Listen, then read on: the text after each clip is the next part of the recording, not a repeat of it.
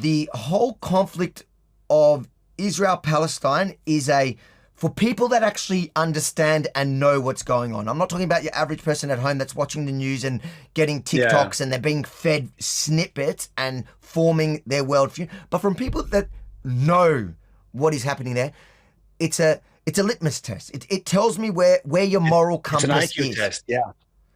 Well, it shows it's me the where fastest IQ test. It shows me where your moral compass is. If you go a specific way, in the way that the mob has gone, and you know what's real, then I think you're actually a bad person. So I grew respect for that. Can you tell us what happened for you then and what that shift was?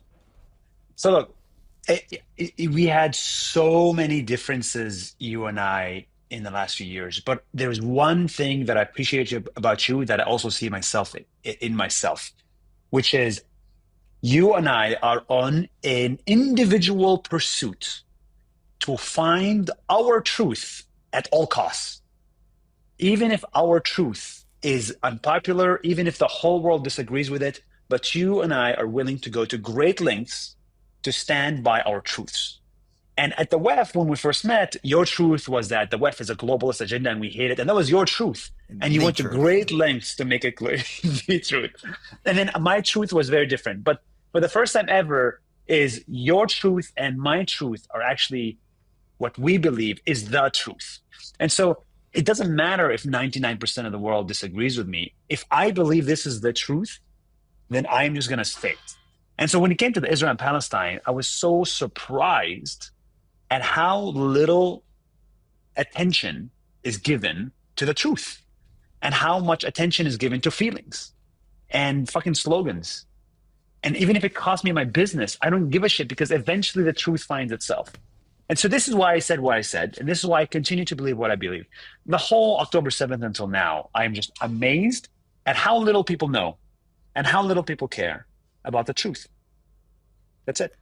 So from your perspective, that after your first post and your continuation of it, was it that you were getting more frustrated by seeing lies spread and the mob grow? Like what happened to you internally? Because like I can't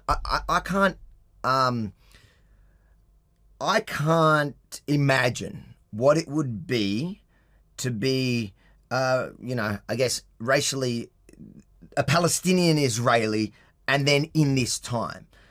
Like I do, like my officer in the army, he was as well, like an Arab. Druze.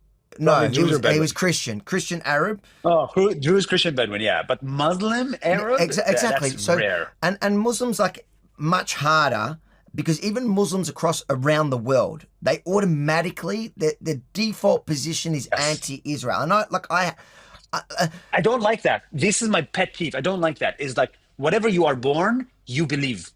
If I'm born in a it's very, very extremely tribal. And so like, I think it takes great courage. And I have massive respect for like Jews that are anti-Zionist.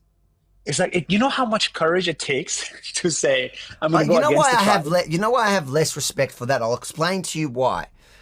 Yeah. Jews that are anti-Zionist, well, firstly, you're joining the mob.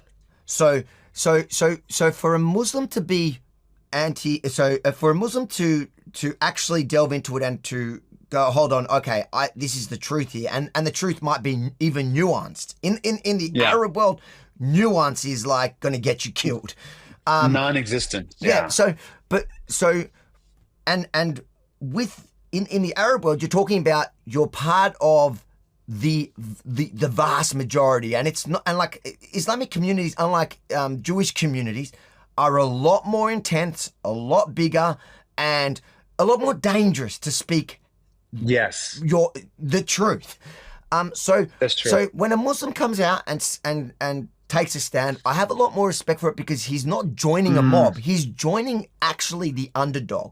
He's joining the unpopular position, at least on the street, the position that can get you hurt. Where an anti-Zionist, I meet them all the time. They're coming from this radical, insane position, but it's not even that. It's not brave.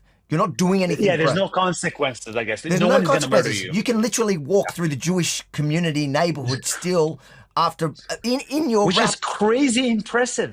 It's crazy impressive that you allow for this debates and disagreeing at such a high level, and you don't kill each other. I've But never if you seen do a it the Jew kill other, another but if you Jew do for it being the other way, anti-Zionist. if you find if you now, like you now known as making your position, if you walked through some neighborhoods in Melbourne, Australia, Oh God! you will not survive. Like And why me. do you think I'm not in Australia now?